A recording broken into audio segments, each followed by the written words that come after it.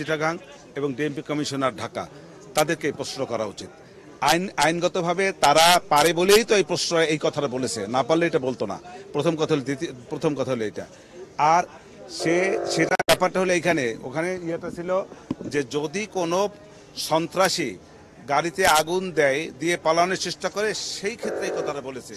আমার মামলার সঙ্গে এইটার প্রেক্ষাপটটা এক না। সেই সময় কি মেট্রো রেলে আগুন, বিটিভিতে আগুন বা অন্যান্য সম্পদ নষ্ট, মানুষকে এই ঘটনাগুলো কি ছিল না? সেগুলো দমন করা পুলিশের দায়িত্ব ছিল, কিন্তু আমার ক্লায়েন্টরা এরকম কোনো নির্দেশ দেন নাই তাদেরকে গুলি করে মেরে ফেলার জন্য।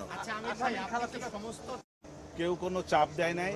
আমি আমার মতন করে মামলা করেছি এবং চাপ তো কেউ দেয়ই নাই, বরঞ্চ আমি মনে করি লার্নেড ট্রাইব্যুনাল এবং প্রসিকিউশনের পক্ষ থেকে সবাই আমাকে সহায়তা করেছে।